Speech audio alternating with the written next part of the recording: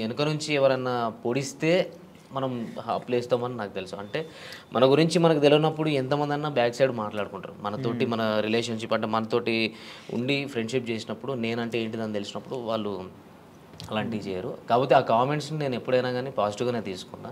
ఎప్పుడు బాధపడలేదు. అంత బాధపడి అంత పెద్దగా ఏం పెట్టలేదు కామెంట్స్ కూడా.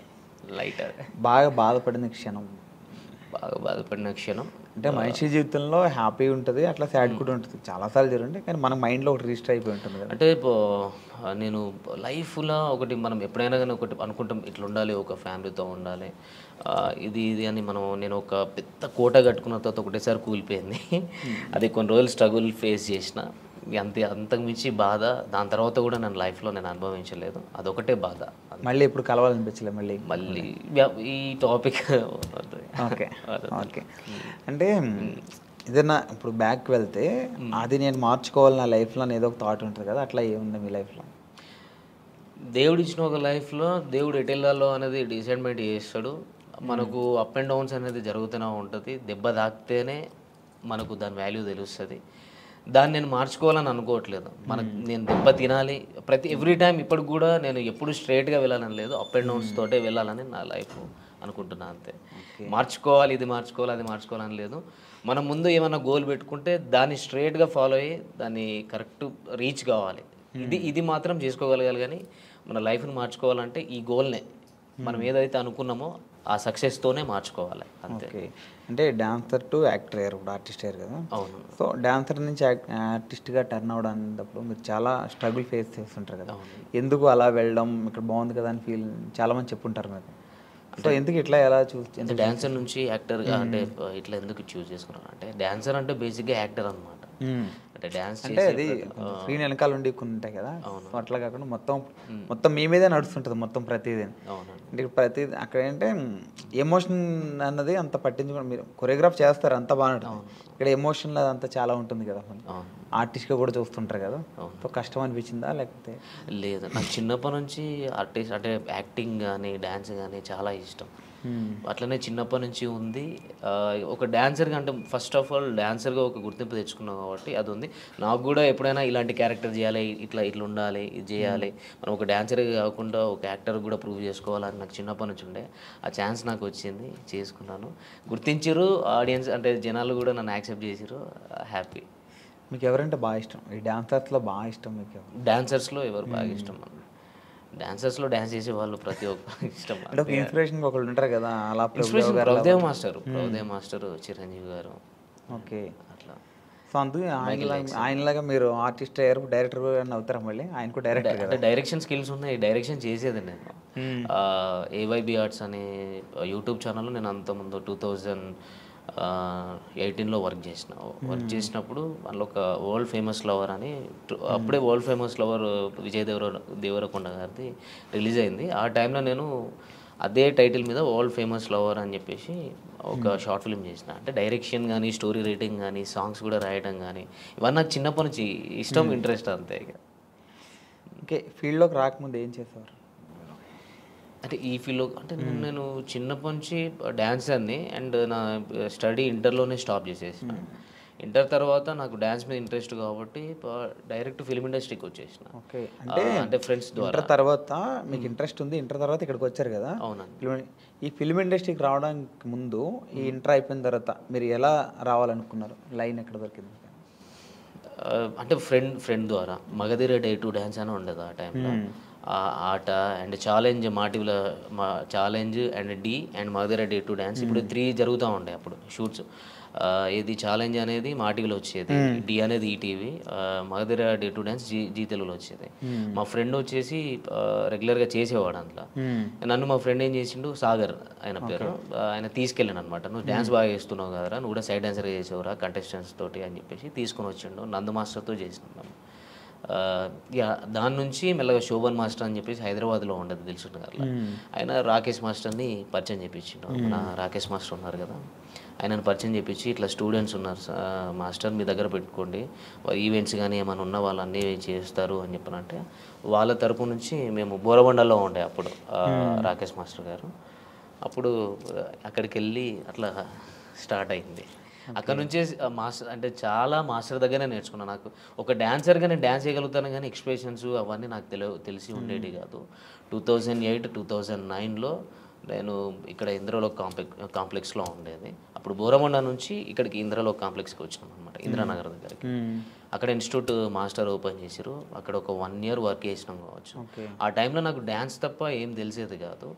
అన్ఎక్స్పెక్టెడ్ అంటే ఆయన ప్రతిరోజు క్లాస్ తీసుకునేటోడు. అసలు డ్యాన్స్ చేస్తే డ్యాన్సే కాదు, ఎక్స్ప్రెషన్స్ ఉండాలి. అలాంటివి నేను ఆయన దగ్గర చాలా నేర్చుకున్నా. ఇప్పుడు మన మధ్యలో లేరు కాబట్టి. అండ్ ఆయన తరపు నుంచే నేను యాక్టింగ్ అనేది కొంచెం నేను చూస్ చేసుకున్నా. ఇట్లా ఉంటుంది, ఇది ఉంటుందని ఒక డాన్సర్గా నేను తెలుసుకున్నది ఆయన దగ్గరనే, రాకేష్ మాస్టర్ దగ్గరనే. అంటే కొరియోగ్రాఫర్గా సినిమాల్లోకి వెళ్ళకుండా మళ్ళీ ఆర్టిస్ట్గా టర్న్ అయ్యారు కదా మళ్ళీ. అంటే ఆ టైంలో 2009లో Gemini TV 31st night event చేసినాం. నాకు ఒక 10 days బాగా స్ట్రగుల్, అంటే ఎక్కువ స్టెయిన్ అయిపోయింది, ఫీవర్ వచ్చేసింది. ఇక్కడ నుంచి సిక్ అయిపోయి ఇంటికి వెళ్ళిపోయినా. ఇంటికి వెళ్ళిన తర్వాత ఇంట్లో వాళ్ళు పంపించలేదు. అప్పటికి ఆ లోపు ఒకవేళ 2009లో ఉండేది ఉంటే నాకు సైడ్ డాన్సర్ కార్డ్ తీసుకున్నట్టు. అప్పుడు షారోన్ అన్న ప్రెసిడెంట్గా ఉండే.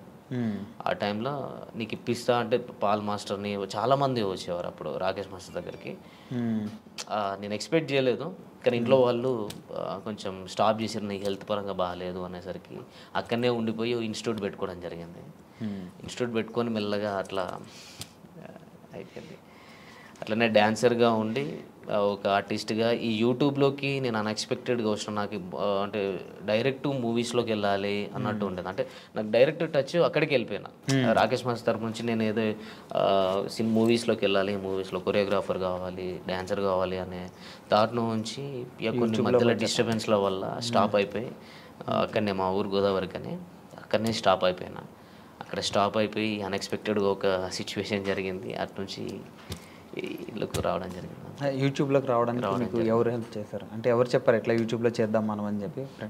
యూట్యూబ్లోకి మా ఫ్రెండ్ ఉండేటోడు, చరణ్ అని. వాడు మూవీస్ చిన్న చిన్న మూవీస్ చేసిండు, అవి ఇంకా రిలీజ్ కాలేదు, నార్మల్ తక్కువ బడ్జెట్. వాడు ఎప్పటికీ యూట్యూబ్ మీద కాన్సన్ట్రేషన్ ఉండేది. అసలు నాకు యూట్యూబ్ మీద అంత ఐడియా లేకుండే. వాడు ఎక్కువ యూట్యూబ్లో ఇది ఉంటుంది, అది ఉంటుంది అని కవర్ సాంగ్స్ నాతో చేయించుకున్నాను. అంటే నా మైండ్ అప్పుడు నేను కొంచెం స్ట్రగుల్లో ఉండే, మైండ్ అంటే బాగా డిప్రెషన్లోకి వెళ్ళిపోయి ఉండే. వాడు దాంట్లో నుంచి బయటపెట్టడం కోసం వాడు యూట్యూబ్ అనే ఛానల్ని ఇంట్రడ్యూస్ చేసింది నాకు. కవర్ సాంగ్స్ చేద్దాం రాదని అన్నప్పుడు చేస్తే అందులోకి వెళ్ళి తీసుకొచ్చి ఇక్కడ హైదరాబాద్లో బోరబండాల మన అత్తాపూర్ దగ్గర శ్రవంత్ బంటి సార్ అని ఉంటారు, శ్రవంత్ బంటి. వాళ్ళది ఏవైబీ ఆర్ట్స్ అనే ఛానల్. అంటే నేను డిప్రెషన్లో నుంచి బయటికి రావడం కోసం వాడు ఏం చేసినట్టే ఆ ఛానల్ తీసుకెళ్ళి చేపించిండు అన్నట్టు, చేర్పించిండు. అక్కడ వాడు వదిలేసి వెళ్ళిపోయాడు. అరే చేసుకో, ఎందుకనంటే వాడు నా గురించి ఏం చూసినాడంటే నీకు టాలెంట్ ఉంది, నువ్వు అంత ఇక్కడనే అయిపోవద్దు, నువ్వు ఇక్కడనే ఉంటే చచ్చిపోతావు కావచ్చు అనే రేంజ్లో అంత పిచ్చిగా ఉండటం. వీడు మారిపోవాలంటే వీనికి ఏదో ఒక పని ఉంటే వీడు మారిపోతాడు అన్నట్టు తీసుకుపోయి నన్ను అక్కడ వేసిండు. అక్కడ నాకు డ్యాన్స్ నేర్పిమని సార్ చెప్పారు. ఆర్టిస్టులు వస్తూ ఉంటారు, వాళ్ళకి డ్యాన్స్ చెప్పండి మీరు అని చెప్పి అన్నారు. మంత్లీ ఇంత మీకు పేమెంట్ ఇస్తా, అది ఇది అని చెప్పానంటే అది యాక్సెప్ట్ చేసిన. తర్వాత నీ లోపల యాక్టింగ్ స్కిల్స్ ఉన్నాయి టోనీ, నువ్వు కూడా షార్ట్ ఫిల్మ్స్ చేసుకోవచ్చు, వెబ్ సిరీస్ చేద్దాం అని అంటే అన్ఎక్స్పెక్టెడ్ సరే ఓకే అన్న ట్రై చేసిన. అంటే నాకు యాక్టింగ్ చేయాలని చాలా ఇంట్రెస్ట్ ఉండే ఆ టైంలో. అనుకోకుండా చేసేసిన. టోనీ నువ్వు డాన్సరే కాదు, నువ్వు యాక్టర్ కూడా, నువ్వు అయితే ఏదో ఒక రోజు మంచిగా ఉంటుంది అది అని చెప్పని అన్నారు. మళ్ళీ అన్ఎక్స్పెక్టెడ్ అంటే ఇది మూవీ వర్షన్ నుంచి యూట్యూబ్ నుంచి ఫోక్ ఇండస్ట్రీకి ఇక రఘుజాన్ అన్న ఫ్రెండ్, వాడు కొరియోగ్రాఫర్. వాడు అన్ఎక్స్పెక్టెడ్గా నువ్వు వచ్చి సాంగ్ చేయాలని చెప్పని అన్నాడు. చలో చలో కమలమ్మ సాంగ్ చేశాను. అప్పుడు కూడా నాకు ఇంట్రెస్ట్ లేదు, అన్ఎక్స్పెక్టెడ్ చేసిన, అది సక్సెస్ అయింది. వెంటనే అదే ప్రొడ్యూసర్ నాకు కాల్ చేయడం జరిగింది. చాలామంది నంబర్స్ తీసుకొని ఇట్లా టోనీ బాగా చేస్తున్నాడు ఫోక్ ఇండస్ట్రీలో, ఆయన చేసిన సాంగ్ ఫస్ట్ సాంగ్ బాగుంది అన్నట్టు అట్లా మెల్లమెల్లగా నాకు ఛాన్సెస్ వచ్చినాయి అన్న. అట్లా వచ్చింది యూట్యూబ్లో. ఇప్పుడు మీ real name Vinayakanth. Okay, Vinayakanth నుంచి టోనీకి ఎట్లా మారారు? అంటే నా చిన్నప్పటి నుంచి పేరు టోనీ. ఇంట్లో ఇంటి పక్కల స్కూల్లో కూడా టోనీ అని పిలుస్తారు. ఓన్లీ సర్టిఫికేట్ మీద మాత్రమే వినయకాంత్ అని ఉంటుంది. Original Tony. అయితే కిక్ అని ఎట్లా వచ్చిందంటే నేను రవితేజ ఫ్యాన్ అనమాట. రవితేజ అన్న ఫ్యాన్ని. అట్లా కిక్ మూవీ వచ్చినప్పుడు టోనీకి పక్కకు కిక్ యాడ్ చేసుకున్నాను. అప్పుడు ఎప్పుడో చిన్నప్పటి నుంచి టోనీ కిక్ అని Facebook ID first time create చేసినప్పుడు కూడా టోనీ కిక్ అని ఉండేది. అట్లనే నాకు కంటిన్యూ అయిపోయింది. అందరూ టోనీ కిక్ అనడం. ఆయనతో ఏదో ఒక సాంగ్ కొరియోగ్రఫీ చేస్తారనుకుంటే ఇప్పుడు ఆర్టిస్ట్గా అయ్యారు అంటే ఆయన పక్కనే ఆఫర్ వస్తే ఎట్లా ఫీల్ అవుతారు? ఇప్పుడు రవితేజ గారి పక్కన చెప్పలేము. మనకు అంత అభిమానిస్తున్నామంటే వాళ్ళ పక్కకు మనకు ఒక ఛాన్స్ వచ్చిందంటే ఇక లైఫ్ లాంగ్ మర్చిపోలేము అంతే. ఇక అది గుర్తుండిపోతుంది. నాకు అదృష్టం అనుకోవాలి. ఆ అదృష్టం ఉంటే నిజంగా చాలా అంటే కలవడం, ఫోటో దిగడం ఇది కాదు మెయిన్. ఒక్క సినిమాలో సరే కొరియోగ్రఫీగా అన్న, ఒక సైడ్ డ్యాన్స్గా అన్న అట్లా చేసిన అంటే పక్కకు ఒక చిన్న క్యారెక్టర్ ఇట్లా వచ్చి వెళ్ళిపోయినా ఒక సీన్లో కనిపిస్తే చాలు. అట్లా నేను చాలా హ్యాపీ. 2 ఆప్షన్లు ఏంటంటే ఆయన పక్కన ఆర్టిస్ట్గా చేస్తావా, డాన్సర్గా అదే డాన్స్ మాస్టర్గా చేస్తావంటే ఏం తీసుకుంటారు రెండిట్లో? ఆర్టిస్ట్గా చేస్తాను. ఆయనతో వర్క్ చేయడం ఇష్టం. డాన్సర్గా అంటే ఇట్లా చేసి వెళ్ళిపోతారు. అదే మూవీ ప్రాజెక్ట్ ఏదైనా ఉంటే మనం మూవీ కంప్లీట్ అయ్యేదాకా ఉంటాం. అది లైఫ్ లాంగ్ నేను పోయేదాకా ఉంటుంది. ఓకే, అంతకు మించి ఏం లేదు కదా. మనం ఇష్టపడే పర్సన్స్ వాళ్ళ పక్కకే మనం యాక్టింగ్ చేస్తున్నామంటే అది చెప్పుకోలేము. అదే అందుకు రవితేజ గారి మీద ఇష్టంతో కిక్ అని అట్లా అయిపోయింది. టోనీ కిక్ అయిపోయింది. బాగా హ్యాపీ మూమెంట్ ఏంటి బ్రో మీ లైఫ్లో? బాగా అంటే ఇప్పటివరకు బాగా హ్యాపీగా ఫీల్ అయింది అంటే చాలా మూమెంట్స్ వచ్చి ఉంటాయి, చాలా మూమెంట్స్ ఉన్నాయి. కానీ ఒక బిగ్ ఇప్పుడు సినిమా ఓకే ఏంది అంటున్నారు ఇలా ఈ టైప్లో ఇది చాలా హ్యాపీ మూమెంట్. అంటే నేనైతే ఈ మూవీ అయితే చాలా హ్యాపీ మూమెంట్ అన్న. నేను ఎక్స్పెక్ట్ చేయలేదు. అంటే నేను ఎప్పుడూ అనుకుంటాను ఒక డాన్సర్గా, ఒక ఆర్టిస్ట్గానే ఉంటా, అంటే ఒక యూట్యూబ్లోనే ఉండిపోతా కావచ్చు. ఎందుకంటే మనకు ఒక హైట్ లేదు, మనకు అంత గ్లామర్ లేదు, హీరో అంత లేదు అంటే నేను అనుకుంటా. నేను ఎక్స్పెక్ట్ అంటే నా ఫీల్ అవుతూ ఉంటా, అంటే కొంచెం ఇంకొక 2 ఇంచులు 3 ఇంచులు హైట్ ఇచ్చినా అయిపోరా, కొంచెం గ్లామర్ ఇచ్చినా అయిపో అన్నట్టు మనం ఫీల్ అవుతూ ఉంటాం. అంటే నేను ఫీల్ అవుతూ ఉంటాను. కానీ సడన్గా నువ్వే హీరో, నీతోనే ప్రాజెక్ట్ చేస్తున్నాం, ఇన్ని కోట్లు పెట్టి చేస్తున్నాం అని అన్న తర్వాత అది హ్యాపీనెస్గా చెప్పలేంది. నేను ఆ రోజు మాత్రం అగ్రిమెంట్ అయిపోయి అన్నీ కంప్లీట్ అయిపోయినాయి అన్న రోజు నేను ఎక్స్పెక్ట్ చేయలేదు. అసలు ఒక డైనమాలా ఉన్నా. కానీ అందరికీ ఇంటికి ఫోన్ చేసిన, అమ్మా నీ కొడుకు హీరో అయ్యిండు అమ్మా, ఇది పరిస్థితి, ఇన్ని కోట్లు పెట్టి చేస్తున్నారు, నీ కొడుకు మీద ఎంత నమ్మకం పెట్టుకున్నారు, ఇది ఇన్ని రోజులు కష్టపడ్డదానికి నేను ఎక్స్పెక్ట్ చేయలేని ఫలితం అనేది వచ్చింది. అంటే నేను ఎన్నో స్ట్రగుల్స్ నుంచి వచ్చిన నాది మామూలుగా తప్పేను. ఎన్నో బాధల నుంచి అసలు నేను అసలు ఏ దారి ఎటు నుంచి దేవుడు ఎటు తీసుకెళ్తాడో కూడా ఎక్స్పెక్ట్ చేయలేదు. అసలు ఈ 5 years ఎట్లా గడిచింది అనేది కూడా నాకు ఐడియా లేదన్న. అట్లా వెళ్ళిపోయింది అంతే. కానీ సంతోషంగా అంటే చాలా హ్యాపీగా ఫీల్ అవుతున్నాను. నా ఐ డ్రీమ్లో చెప్పుకున్నా. డ్రీమ్ ఐటెంలో చెప్తాను. ఓకే ఓకే, ఇంకా ఫ్యూచర్ ప్రాజెక్ట్స్, ఇంకా ఫ్యూచర్ మీ గోల్స్? మూవీ ఓకే అయింది అంటే ఎప్పటి నుంచో అనుకుంటున్నారు కదా సినిమా. మీ ఫ్యాన్స్ని కూడా చాలా మందిని తొందరలో సినిమా వస్తాను, సినిమా తీస్తాను అని చాలా రోజుల నుంచి అన్నాను. కానీ కన్ఫామ్గా మీకు ఈ 2 monthsలో, ఈ వచ్చే 2 monthsలో అప్డేట్ ఇస్తారు. ఎందుకంటే గ్రౌండ్ వర్క్ నడుస్తుంది, వర్క్షాప్ నడుస్తుంది. అంతా అయిపోయిన తర్వాత అఫీషియల్గా మీ ముందుకి వస్తాం. మీరేం డిసప్పాయింట్ కావద్దు ఖచ్చితంగా. అంటే నేను చెప్పే మాట ఇన్ని రోజుల నుంచి నేను మాటగా చెప్పిన, ఇప్పుడు నేను హార్ట్ఫుల్గా నేను ఓపెన్గా చెప్తున్నాను. ఇది నేను చెప్పడం కాదు, మీకే ఇంకో 2 నెలల్లో తెలుస్తుంది. మీరేం డిసప్పాయింట్ కావద్దు. సాంగ్స్ కూడా రావట్లేదు, చేయట్లేదు అని అనుకోవద్దు. ఎందుకంటే ఒక మంచి ప్రాజెక్ట్తో, ఒక పెద్ద సినిమాతో మీ ముందుకు వస్తున్నాం కాబట్టి, మంచి కథతో వస్తున్నాం కాబట్టి మీరు దాన్ని కూడా యాక్సెప్ట్ చేయండి. అండ్ మీరు లేకపోతే నేను లేను. అండ్ చాలా థ్యాంక్ యూ. నన్ను కూడా ఇందులో ఇంకా సపోర్ట్ చేయండి అని నేను కోరుకుంటున్నాను అంతే. వాళ్ళకు ఇప్పటివరకు ఎన్ని సాంగ్స్ చేశారు మొత్తం? నేను ఒక 300 దాకా చేశాను. ఈ 300 సాంగ్స్లో బాగా కష్టంతో చేసిన పాటే ఉంది. బాగా అరే వద్దు ఇంకా అది మనం అనుకున్న తర్వాత సాంగ్ కంప్లీట్ అయిపోయినా కొంచెం కష్టంగా ఉంది అనిపించింది పాట ఏంటి? కష్టంగా అంటే ఇప్పుడు నేను లక్ష్మణ్ అన్నతోటి ప్రాజెక్ట్ చేసినప్పుడు కొంచెం భయంగా కష్టంగా అనిపించేది. అట్లా కొన్ని టైమ్స్లో నేను హెల్త్ కరెక్ట్గా లేనప్పుడు కూడా డ్యాన్స్ చేయడం నాకు బాగా కష్టం అనిపించింది. అట్లా చాలా జరిగినాయి అన్న, ఒకటని కాదు, బాగా జరిగినాయి. ఇది యాక్టింగ్ వర్షన్కి వస్తే లక్ష్మణ్ అన్నతో చేస్తే కొన్ని కష్టం అనిపిస్తాయి, భయం అనిపిస్తుంది. కష్టం ఏం లేదు, ఇష్టమే, కానీ కొంచెం భయం వేస్తుంది. డ్యాన్స్ పరంగా వస్తే కష్టం, ఎందుకంటే మొత్తం బాడీ మొత్తం షేక్ చేయాలి కాబట్టి కొన్ని సిచ్యువేషన్స్లో నాకు హెల్త్ కరెక్ట్గా సహకరించినప్పుడు కొంచెం కష్టం అనిపించింది. చాలాసార్లు అయింది అట్లా.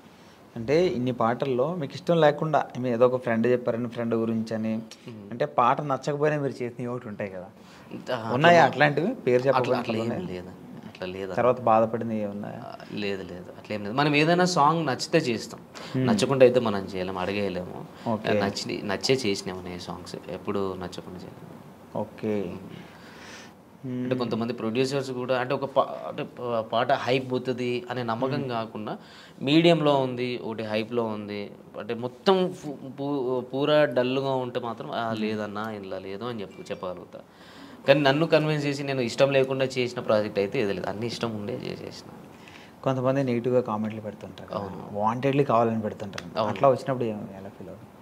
నేను కావాలని పెట్టినప్పుడు దాన్ని నేను ఏం చేయలేనన్నా. నేనైతే అసలు ఈ స్టార్టింగ్లో ఎప్పుడో 1 ఇయర్లో అంటే ఈ ఫస్ట్ ఇయర్లో నేను చూసుకున్నా కామెంట్స్, బాధ అనిపించేది. తర్వాత నుంచి అసలు కామెంట్స్ చూడడమే బంద్ చేసిన. తర్వాత మధ్యలో మా ఫ్రెండ్స్ ఎప్పుడు కామెంట్స్ కూడా చూసుకోవాలి, చూసుకుంటే నీ గురించి ఏం నెగిటివ్ ఉందా పాజిటివ్ ఉందా తెలుస్తుంది, దాన్ని నువ్వు క్లియర్ చేసుకోవచ్చు అన్నట్టు కూడా మాట్లాడేది. అట్లా నేను చూసేది. అవన్నీ చూసి ఏమైపోయిందని అంటే కామన్ అయిపోయింది నాకు. అంత నెగిటివ్గా తీసుకునే అంత లేదు. తర్వాత నాకైతే ఎవరు ఇదివరకు నెగిటివ్గా పెట్టిర్రో వాళ్ళందరూ పాజిటివ్గా కామెంట్స్ ఇప్పుడు స్టార్ట్ చేసారు, అది నాకు హ్యాపీగా ఉంది. ఓకే, బెస్ట్ కాంప్లిమెంట్ ఏంటి ఇప్పుడు వరకు మీ లైఫ్లో, ఎవరి నుంచి వచ్చింది? బెస్ట్ కాంప్లిమెంట్ నాకు లక్ష్మణ్ అన్న తరపున వచ్చింది. ఓకే, లక్ష్మణ్ అన్న నుంచి వచ్చింది, నా ఫ్రెండ్స్ తరపున నుంచి వచ్చింది, బబ్లు గారు కానీ రఘుజాన్ గారు కానీ వాళ్ళ తరపున నుంచి వచ్చింది. కానీ లక్ష్మణ్ అన్న అంటే ఆయన నేను ఒక యూట్యూబ్ జక్కన్నగా చూస్తాను. అంటే ఆయననే అంటే నాకేం పూర్తిగా తెలియదు కదా, నా యాక్టింగ్ స్కిల్స్ ఉన్నాయి అంటే నేను చేయగలుగుతా అని ఆ నమ్మకం పెట్టుకొని ఆయన ఇట్లా చేయాలి అట్లా చేయాలి అని చెప్పని అన్నాడు. అయినా ఒక మంచి కాంప్లిమెంట్ అన్న. ఒక టైంలో దీన్ని ఒకసారి అన్నాడు,